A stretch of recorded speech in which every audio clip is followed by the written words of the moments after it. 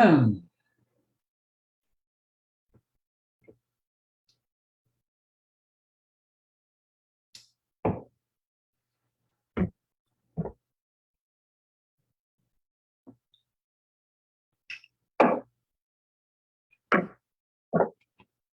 afternoon. Good afternoon. How is everybody? Hang on one second. Getting my visual on here. Let's see. Good afternoon. Good afternoon. How is everybody? Okay. Right. Hang on one second. Getting my visual on here. Let's see. Okay. Good afternoon. Good afternoon. How is everybody? Okay. I got two. Hang on one second. Getting my visual on here. Hang on.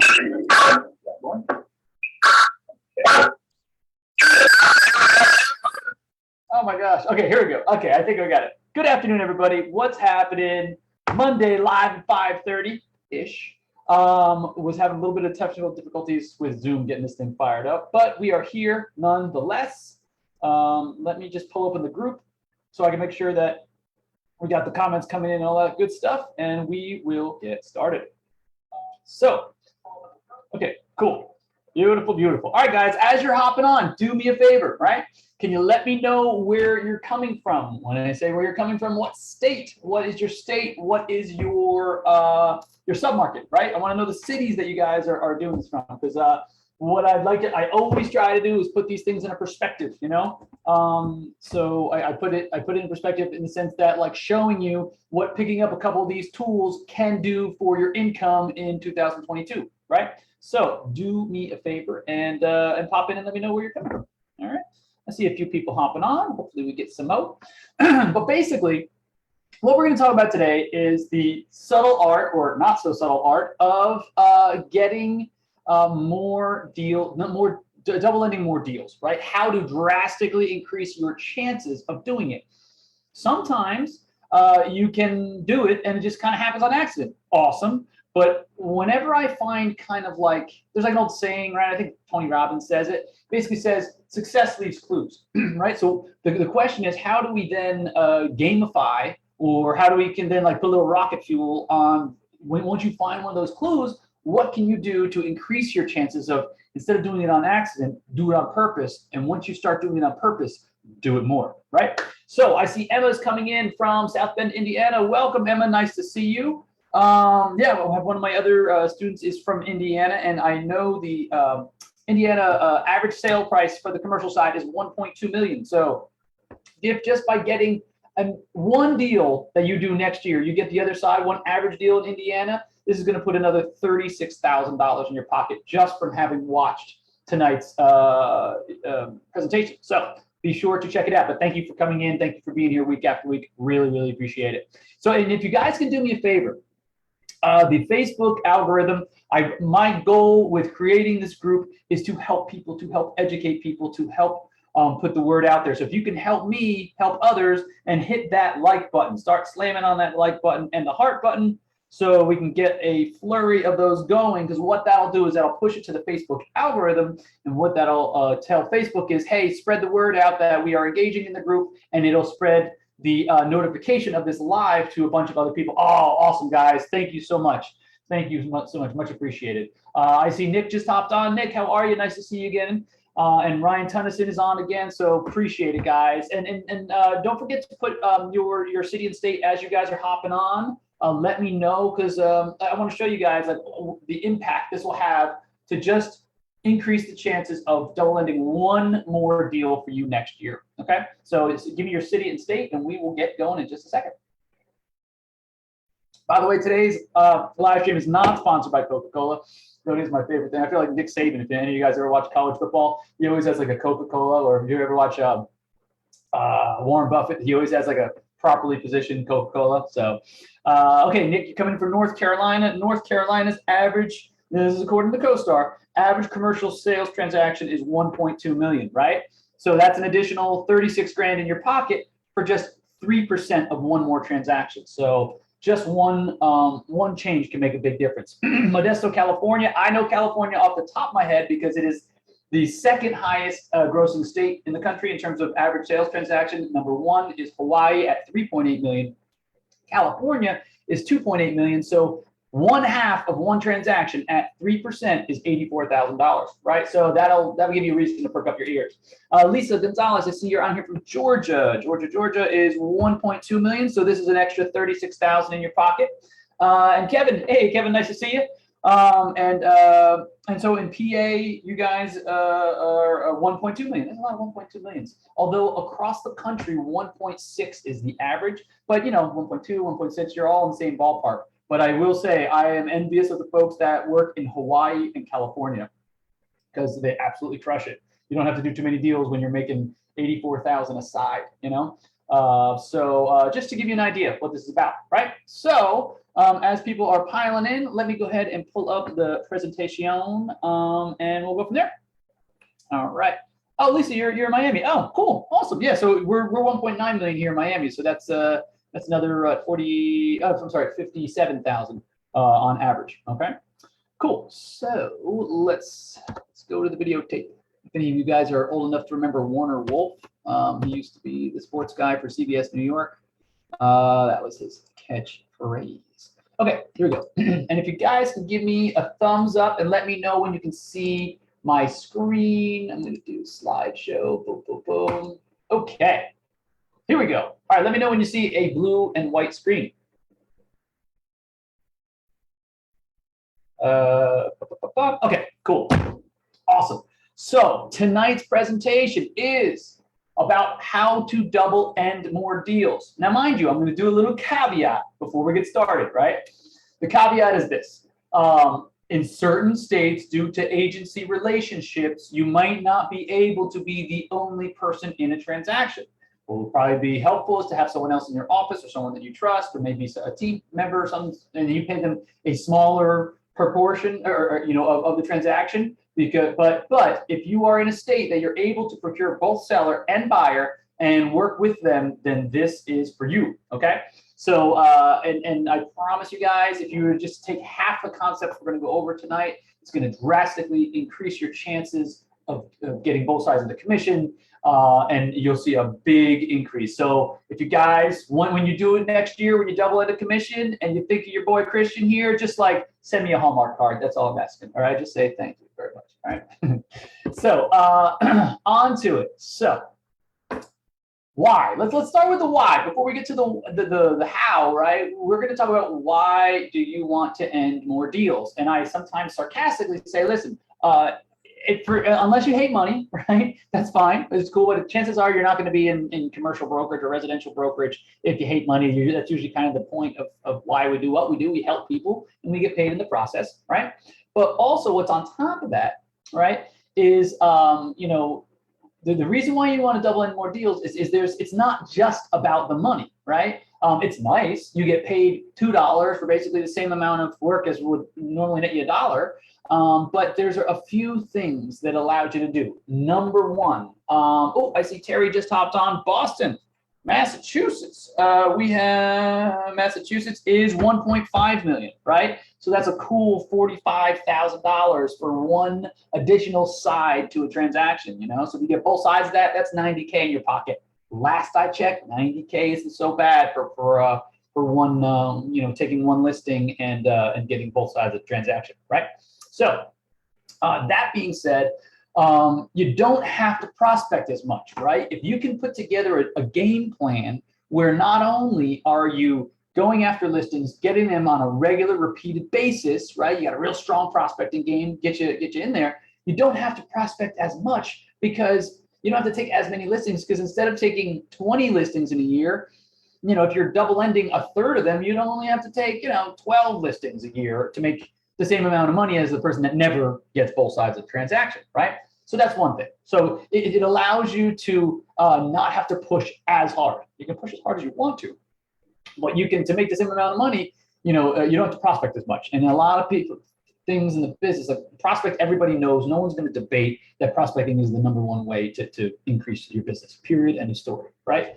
But it allows you to not to have to work as hard, not to have to grind it out on the phones. I know what it's like to like get there. And I tell you what, guys, by a show of like thumbs up, right?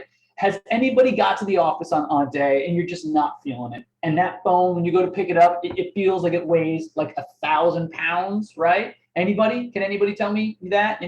I've made in excess of 35,000 cold calls in my career. And like, even then when you get pretty good at it and you have pretty good success with it, sometimes you just don't have it in you. Just like if you ever got to the game, right? Got to the gym and you just like, I just don't feel like working out today. Sometimes people, you just don't have it in you, so something to consider, guys, right? But there are times that, so by double ending deals, you don't have to work as hard. I'm not saying you can loaf off, because that's, when you start loafing, you don't see it today. That's the insidious thing about slacking off in brokerage, especially in commercial, because our deal cycles are so long. It'll be 3 months, 6 months, 9 months before when you started loafing, the lag occurs, right? So just want to let you guys know, if you double in more deals, you don't have to work as much. It gives you a little bit of cushion, because sometimes we have lags in our business and things go quiet for a month or two. Summer times are always quiet here. In Florida, especially in Miami, people are either traveling or they're down in the Keys, or they're taking their kids to school. The kids are out of school, so they're taking their kids on vacation, so forth, right? Now, here's the other thing that's super cool about double ending deals, right?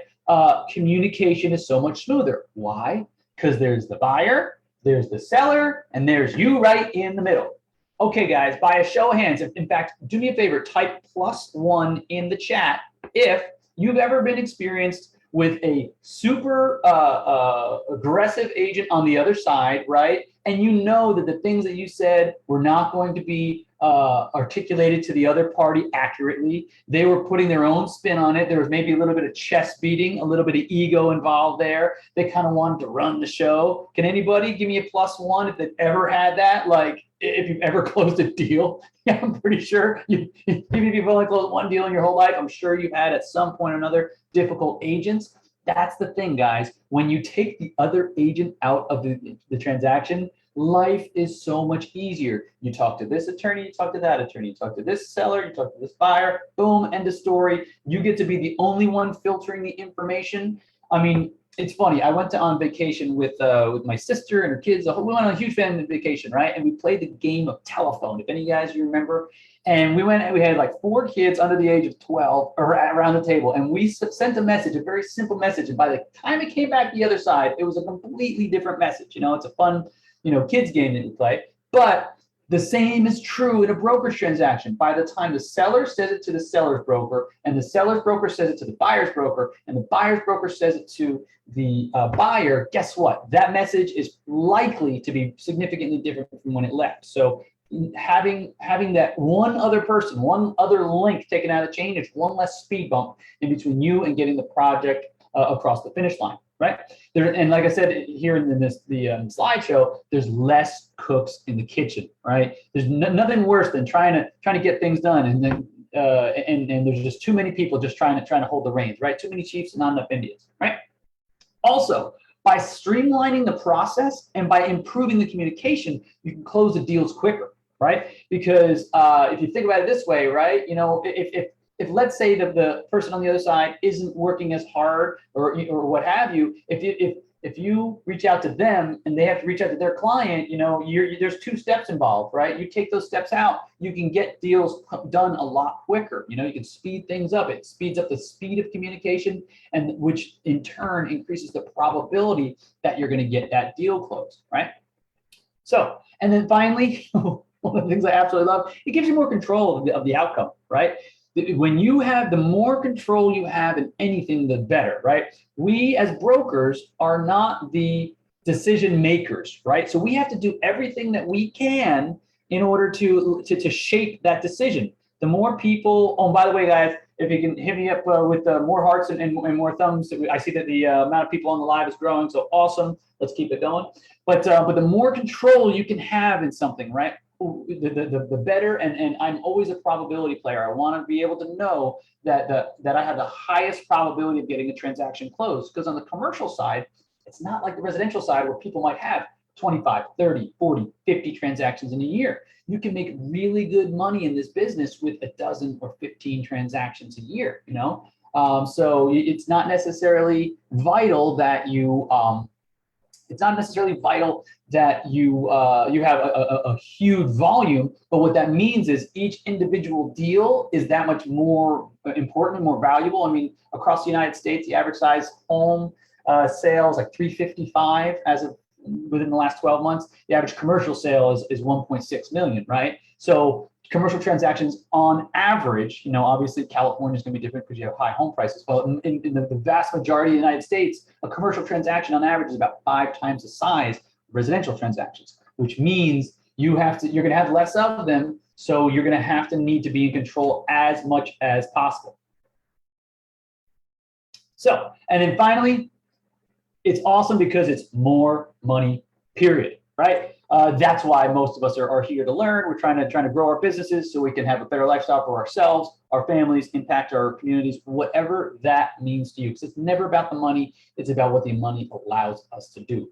The more deals you do, less you have to work, the more time you have with family, the more vacations you can take, cooler car, whatever that means to you, okay? So now that we got into the why, let's go into the juicy stuff. This is the what, or the how rather, okay? Now, this is something I noticed that so many people fall short on when they get listings, right? So number one, there's a skill and in order to get listings, right? And once you get that skill, once you kind of crack that code, you can start doing it over and over again. Because like I mentioned in the beginning, right? Sometimes you do things by accident and you say, oh, wow, that's cool. But success leaves clues, right? So what you want to do is whatever whatever you did to take that listing, right? You want to do it over and over again with intent, right? Same thing goes for double ending the transactions once you get the listing, right? Do not stop there. The people that just stop there, they put it on LoopNut, they put it on MLS, they put it on CoStar, and they sit back and just wait. That is your biggest mistake ever. I'll tell you why. What you need to do is you need to be hyper proactive, not just proactive, hyper proactive. And I'll show you what that means in just a few slides. But you need to be super, super on top of your game, because what you want to do is you want to beat everybody to the punch, which I'll show you how to do in just a second, right? But what does that mean to not to stop once you get the listing, okay? Circle prospecting. Is anyone familiar with the term? I want to say some of the people on the residential side, some of the coaches talk about this stuff. It's pretty common in commercial, but basically studies have shown, statistical analysis has shown that the usual buyer, especially of income producing properties, investment properties, right, is usually within a 2-mile radius. Why? Okay, I'll tell you why. Because if you're an investor, right, you want to own properties in a similar submarket. Why? Because you understand the market dynamics. You understand what's going on there. You understand the politics. You understand the buildings that are being built there. You understand the local area cap rate. You know what you can charge for rent, so on and so forth. So there's such an incentive, right, to reach out to the people in that submarket or in that direct area within a 2-mile radius. And maybe the people you reach out to aren't the person that buys it, but maybe they know somebody that wants to buy there. The same reason why you would reach out to somebody when selling their home, and you reach out to all the neighbors and so forth, because maybe the neighbor's not going to buy the house, but maybe the neighbor has a friend or a cousin or a relative or what have you that's going to buy it, right? So very important. So one of the ways that you don't stop once you get the listing is you circle prospect, okay? What does that entail? It entails figuring out, okay, who is on, or who is there, and then who owns what in the area, right? Of that property type, of that ilk, right? If you can figure out who the industrial owners in that area are and reach out to them, guess what, guys? You just drastically increased your chances of finding the likely buyer, knowing that it's a 2-mile radius and knowing where to find the data and where to find the phone numbers, where to find the email addresses, right? So we'll get into that in just a second. So create a monster database. Okay, by a show of hands, folks, right? How many of you folks have created a database? If you could give me a +1 and a database that you can be proud of, right? Because think of it this way, right? And I've said this once, I've said it 1,000 times. In residential, right? Everybody walking down the street is a potential client. someone you meet at the gas station or the grocery store or when you're bowling or whatever that might be, right? Because everybody needs a roof over their head. However, in commercial, it's a much more niche product, so you need to know where to find those people. So one thing we can do is we can create a database and separate it or segment it, is what it's called, by different property types, right? Learn who all the multifamily owners are in this area. Learn who all the office owners are in this area. Learn industrial, learn retail, so on and so forth, right? Now, here's the thing, one little side bit of advice, a little golden nugget. I would never, ever only send, if I took an industrial building, I would never send it only to industrial owners. Can anyone tell me why? Anyone? Anyone? Because people oftentimes buy commercial real estate for investment. They're not just buying it because they like retail. They might own multiple property types. In fact, if you looked and looked at what other properties people own, you'll often find they own multiple property types. So just because the guy next door is a retail owner, he might own industrial down the road, or he might own industrial in another county, whatever that might be. So never, ever limit it. Once you get your database built, be sure to reach out to folks that are not only in the property type for the listing that you just took, okay? Now, you need to constantly be increasing your database. When someone calls you on the phone, an investor calls you on the phone on one of your listings, get their name, get their number, put their information in your database that day or before you leave the office, right? It's a really, really good idea to be hyper vigilant about your database. Why? Because for $100 a month with Mailchimp, right, you can reach out to 10,000 people, right? That's what a list of 10,000 people costs on Mailchimp. Unlimited. I promise you guys, the best thing you can ever do is build a robust database. I send about 1 million emails a year. I have a list of 10,000. I send to them twice a week. That's 4 weeks of the month. That's 80,000 a month. That's just shy of 100,000 or of 1 million per year, right? So 8 times 12, very simple math.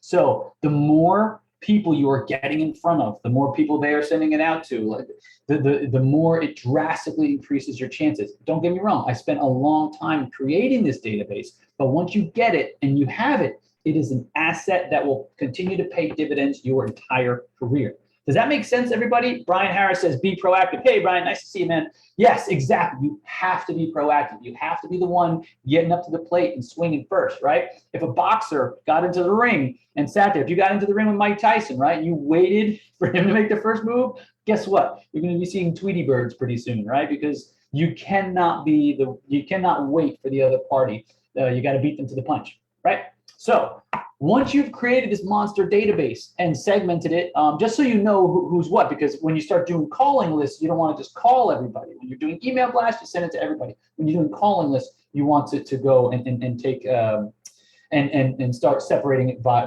property type. But one thing you need to do, like I do on a regular basis, is reach out to your database regularly.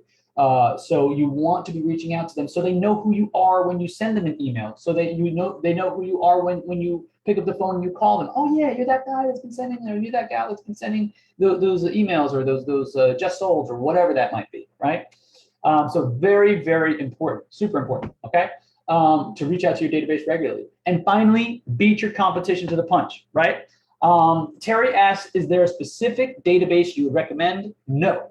The database that works the best is the one that you work. And I have done ACT, I've done REA, I've done Outlook, which is, it's a lightweight, but you can get a lot out of it, right? I've done Client Look. All of them have their own kind of features and benefits and all that good stuff. Basically, what it comes down to is whatever you work and utilize consistently will work for you, okay? It's garbage in, garbage out. So you gotta really, really be able to understand that, okay? Good question though. I get that quite a bit. Right, so beat the competition to the punch. How do we do this, okay? For those of you, okay guys, do me a favor, give me a little feedback in your world. When you take a listing, right, how long does it take for you typically to get the listing to the market? I'll wait. And when I say get it to the market, I mean have it on all the platforms, have all the flyers made up and all the announcements and the blast and everything done right, properly, pictures, et cetera, et cetera. Go ahead and put in the comments how many days that takes. Let me know. Sponsored by Coca-Cola. That's good. All right, so 24 hours. Woo! Brian's on his game, man. I love it. I love it. Good. Okay. Kevin says 5 days. Okay. Yep. A couple of days. Okay. Cool. All right. Brian, I'm going to tell you this, man. It's not to your benefit to get it on in 24 hours, and I'll tell you why, right? Like that old saying goes, right? We only have one chance to make our first impression. So when I'm in a listing meeting and I'm talking to someone, I explain to them, listen, folks, we only have one chance to make a first impression. I want to make sure that the marketing package is polished. You don't want to send out a marketing package and have people call and be like, what's this, what's that, typos, this and that, right? So in order to get everything out and do it right, I tend to be very vigilant about making sure that you do it once, you do it right, and then it goes out. That being said, it's not a bad thing for it to take 7 days, because by the time you order the sign and then you put the things on LoopNet and CoStar and get the pictures and make sure the pictures look nice and maybe spiff them up a little bit, it takes a few days, right? When I say beat the competition to the punch, is I go straight back to the office after getting a listing. I put the listing agreement on my admin's desk, and immediately that day before we leave, we have already queued up the blast, right? Maybe we send it that day. Maybe we send it first thing the next morning. Typically, I have Tuesdays and Thursdays, 6 a.m. reserved, so I have no problem with sending a blast out that day, right? And I'll tell you why. In commercial, you tend to deal with a lot of the same people over and over again, right? Like people that buy red Mercedes like to buy red Mercedes, right? So when you find that what I call the same cast of characters, what's important to understand and what's important to note is that you're going to wind up reaching out to the same people over and over again. There is nothing worse than reaching out to a group of people, right? Or there's nothing worse than a broker coming to you with a buyer for a property that you just put on the market. Let's say it's, I don't know, $1.5 million, right? And they bring you someone that you already know, that you've already spoken to on the phone, that you've already had contact with, right? There's nothing more gut-wrenching. I swear, it's terrible. Because you're going to be signing a check for $45,000 over to that person, and you already know the buyer. It's exactly, I see the unhappy faces. Exactly, that's the point. So what you want to do is you want to get this information to that person, to the people that you know. If someone brings someone that you've never met before, that's fine. I'd rather have half of something than all of nothing, right? I'm not one of those people that says no. I only want to double end things, and there are certain companies that do that, and I don't think it's to the benefit of the seller. But all things considered, right? If you being able to find a buyer yourself, in fact, that's a benefit to the seller. The reason being is the more you can control the transaction, the more information you can get, the quicker you can figure out if the person's for real or not, and so forth. So it's to your client's benefit that you find the buyer directly. So beat the competition to the punch, get that blast out there the very next day. Tell your client, listen, it only takes one, we only get one chance to make a first impression, and we're going to have this out there. My marketing team typically takes about 7 days to get everything out there, 7 to 10 days, but we'll have it on all the platforms by the end of next week. Let's say, today is Monday, right? So by the end of next week, it'll be on all the platforms. Then you go out there and you hustle that as hard as you can. Mailchimp, as an example, allows you to not only send out something, but in the app, you're able to see who opened it, right? You're able to see how many times they opened it, right? Those are the people you want to pick up the phone and give them a ring, right? That's number one. Number two, you can also, in the Mailchimp app, it's super cool, but you can go through and show people, you can resend it to people that didn't open it, right? An average email campaign is typically 10 to 12% is like the industry standard, right? So something that's super amazing is, think about it. If 12% opens it, guess what? 88% did not. So it's super important to be able to reach out to people that didn't open it. So there's a way of resending the campaign within 24 hours to the 88% that didn't open it. It usually boosts your open rate by about 50%. Okay. These are just all little gold nuggets I'm throwing your guys' way, right? So the more you can do to get the property in front of more people, and then follow up with those people, stay vigilant, and beat the competition to the punch. Does that make sense, guys? Is Mailchimp by email? Yes, Mailchimp is an email program. Your first 2,000 subscribers are free. So that's how I got started. It's like they allow you to kind of get in, get to using it, and it's great. It's very user friendly. But text for text, I would use simple texting. That's a way to reach out to people by text in mass. And then good old postcards, they work as well. I never really had as much luck with mailers. I tried it. I tried, prospecting letters and so forth. I always found that the phone was the best way. But yeah, those are all several ways that you can do things. One thing that I will say, guys, is there's a program called, once you get a good cell phone database, it's called Sly Broadcast, right? And what that does is you call somebody and the phone doesn't even ring. It just shows up as a missed call on their phone, and it drops a voicemail, a pre-recorded voicemail on their phone. There's a bunch of different ways you can, bunch of different strategies you can utilize.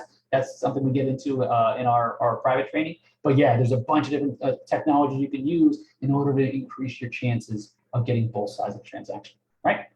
So guys, if this stuff is if you find this helpful, give me a thumbs up. If you find it like you picked up 1 or 2 gold nuggets you can take and put it into your business next year, by all means, please let me know. But we do this for folks that are looking to really take their business to the next level. If you're looking to make more money in 2022, if you think you can benefit by some strategies that'll help you put rocket fuel on your business and grow it to that next part. If you really want to knock it out of the park in 2022, what we can do is we can have a conversation offline. Type training in the comments, because we can talk about what the 6-month training program looks like to get you from where you are to where you want to be. Oftentimes, what we have found is most people, they're working their butts off, so it's not a question of effort, but sometimes the game plan just isn't dialed in. With the same amount of effort, you push that game plan in the right direction, and boom, they're off to the races, right?